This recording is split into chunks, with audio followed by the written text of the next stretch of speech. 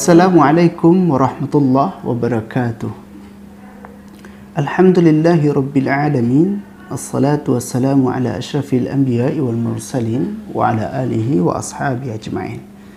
Pemirsa YRC TV yang dirahmati Allah Subhanahu wa taala, pasien-pasien kami yang sedang dirawat baik di ruangan rawat inap atau yang sedang rawat jalan, atau alhamdulillah yang telah berada di rumah masing-masing, Allah berikan kesembuhan. Saudaraku, mari kita tingkatkan keimanan dan memperbaharui rasa syukur kita pada Allah Subhanahu wa taala yang telah memberikan iman dan hidayah ke dalam diri kita. Alhamdulillah. Kita berselawat kepada Rasulullah, Allahumma salli ala Muhammad wa ala ali Muhammad. Saudaraku yang dirahmati Allah Subhanahu wa taala, kali ini kita berbagi pengalaman kami sebagai tenaga kerohanian di Rumah Sakit Islam Ibnu Sina Padang, sudah bekerja kurang lebih 12 tahun. Suatu ketika seorang ibu dirawat di ruangan rawat inap penyakit dalam konsultasi kasus bahwa pasien ini tidak tidur. Nah, ternyata sebelum beliau datang ke rumah sakit kita di Rumah Sakit Ibnu Sina Padang, beliau pernah mengalami demam, sakit kepala, kemudian nyeri pada tubuhnya. Nah, setelah itu biasanya di daerah-daerah itu dibawa ke orang pintar atau apalah istilahnya. Nah, orang pintar ini meyakinkan, memberikan pemahaman bahwa kondisi dia sakit sebagaimana yang dia rasakan itu diakibatkan ada orang yang berniat jahat yang ingin menyantetnya atau membunuhnya. Nah, akhirnya yang sebelumnya masih bisa normal ya, tidurnya normal, cuman demam ya. Akhirnya sampai di rumah terfikir, kemudian beliau mengambil persepsi di dalam pikirannya bahwa kalau sekiranya memang ada orang yang berniat membunuhnya, maka dia harus waspada, terus waspada, sehingga dia mengatakan dia harus bisa tetap menjaga tubuhnya agar waspada, sehingga alam bawah sadarnya. Jadi kalau kita lihat seseorang itu ada alam sadar, ambang sadar, bawah sadar. Ini teori psikoanalisis klasik Freud ya. Jadi masuklah ke alam bawah sadarnya bahwa kalau dia tidur itu berbahaya. Nah, akhirnya pada sejak dia mengambil persepsi seperti yang kita sampaikan itu, sejak itu dia tidak bisa tidur. Akhirnya badannya kurus, pucat, dan sudah tidak berdaya lagi, maka dirujuk ke rumah sakit di tempat kita bekerja. Nah, dalam penelusuran itu dia menyampaikan kasus seperti itu. Nah, alhamdulillah kita mencoba untuk memberikan beberapa terapi sesuai dengan keilmuan kita dalam memberikan konsultasi kerohanian kepada pasien di rumah sakit. Namun yang menarik, Bapak Ibu Saudara, yang ingin kami sampaikan di sini bahwa ternyata manusia itu adalah produk dari apa yang dia pikirkan. Sebagaimana juga teori Daniel Goleman dalam teorinya emotional intelligence, beliau mengatakan bahwa seseorang itu adalah hasil dari apa yang dia pikirkan. Nah, ibu yang kita ceritakan tadi, dia berpikir bahwa untuk menjaga, mewaspadai agar tidak dibunuh orang lewat santet, lewat guna-guna, maka dia harus tetap terjaga supaya nanti dia tidak meninggal dalam keadaan tidur. Itu persepsi yang dia bangun. Saudara, kita bisa melihat dalam hadis Bukhari, 6970, atau juga disebutkan oleh Imam Muslim 2675. Rasulullah sallallahu alaihi wasallam bersabda, wa an Abi Hurairah radhiyallahu anhu qala Rasulullah sallallahu alaihi wasallam, yaqulullahu ta'ala, jadi dari Abu Hurairah radhiyallahu anhu, mudah-mudahan Allah meridhoinya, Rasulullah sallallahu alaihi wasallam berkata, yaqulullahu ta'ala, beliau menyampaikan hadis qudsi bahwasanya Allah Subhanahu wa taala berfirman, berkata, berarti hadis ini adalah hadis qudsi, anna 'inda dhanni 'abdi bi, ana 'inda dhanni 'abdi bi, aku, kata Allah, berada dalam prasangka hambaku. Kemudian, wa annahu ma'ahu idza zakarani, aku senantiasa bersama dengan hambaku ketika dia mengingatku. Fa in zakarani fi nafsihi, apabila dia mengingatku dalam keadaan sendiri, zakartuhu fi nafsi, maka aku akan mengingatnya di dalam diriku, kata Allah. Wa in zakarani fi mala'in, zakartuhu fi mala'in khairin minhu, apabila dia mengingatku di tengah keramaian, maka aku mengingatnya di kerumunan banyak orang yang terbaik. Imam An-Nawawi mengatakan yang dimaksud di sini adalah ketika seorang hamba mengingat Allah dalam keadaan keramaian, maka Allah akan mengingat hambanya dalam kerumunan para malaikat. Sangat mulia sekali. Nah, kita sandingkan kasus tadi dengan teori Daniel Goleman dan juga bagaimana Freud dalam psikoanalisis klasik, bahwa seseorang membangun persepsi cara berfikirnya itu akan masuk ke alam bawah sadar, dan apa yang dia ucapkan, yang dia tanamkan ke dalam psikisnya, maka itu akan direspon oleh tubuhnya.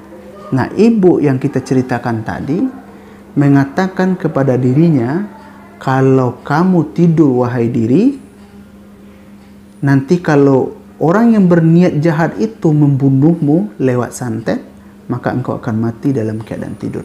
Jadi dia sangat takut untuk tidur. Kalau sekiranya dia tertidur, langsung dia terkejut, maka bangun lagi. Begitu seterusnya. Saudaraku yang dirahmati Allah Subhanahu wa taala,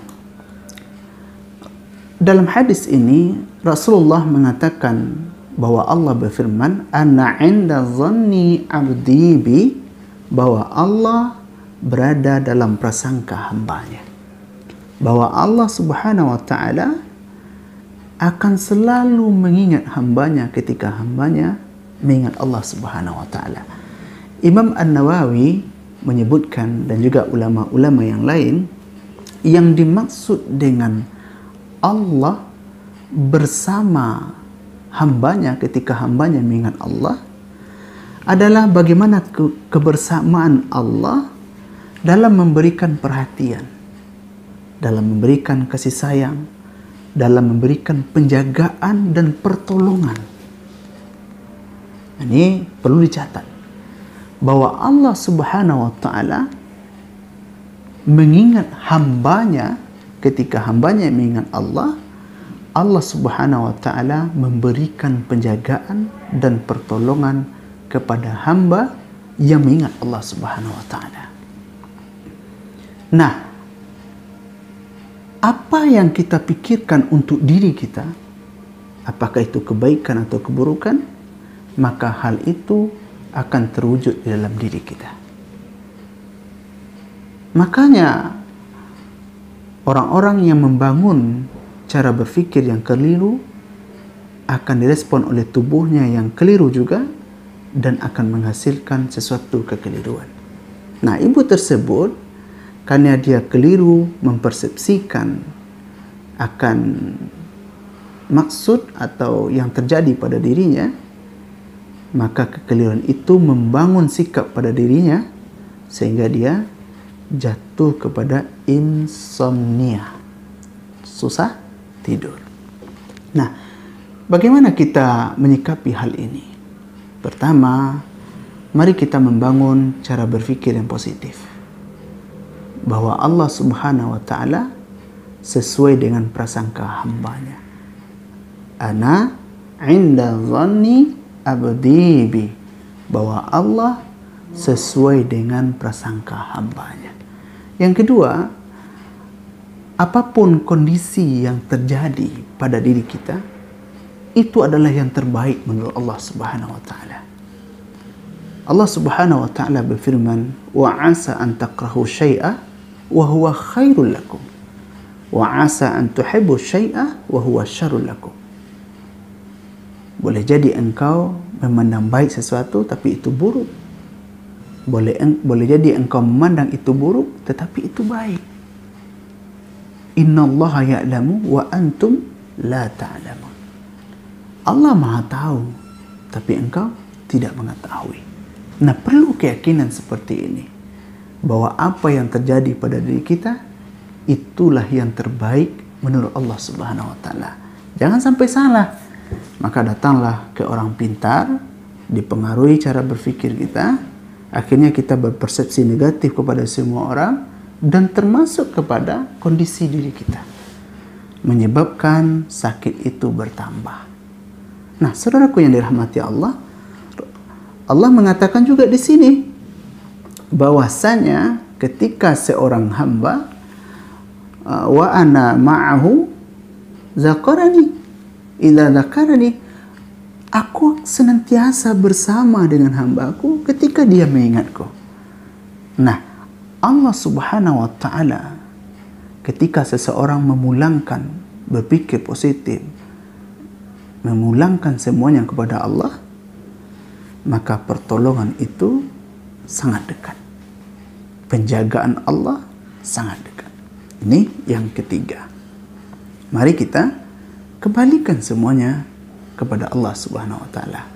Nah, Allah Subhanahu wa Ta'ala juga berfirman dalam ayat yang lain, wa huwa ma'akum aynama kuntum. Dimanapun engkau berada, maka di situ ada aku, kata Allah. Apa kata ulama? Yang dimaksud di situ bersama adalah sifat Allah Subhanahu wa Ta'ala, Maha Pengasih dan Penyayangnya, bahwa Allah menjaga makhluknya, memberikan pertolongan kepada kita. Apalagi perkara-perkara yang berhubungan dengan sakit. Allah Subhanahu wa Ta'ala berfirman, wa idza maridtu fahuwa yashfin. Apabila engkau sakit, maka akulah yang menyembuhkan. Allah mengatakan seperti itu. Dalam hadis Rasulullah SAW mengatakan, ma anzalallahu da'an wa anzala shifa. Allah yang menurunkan sakit, Allah juga yang mendatangkan obatnya.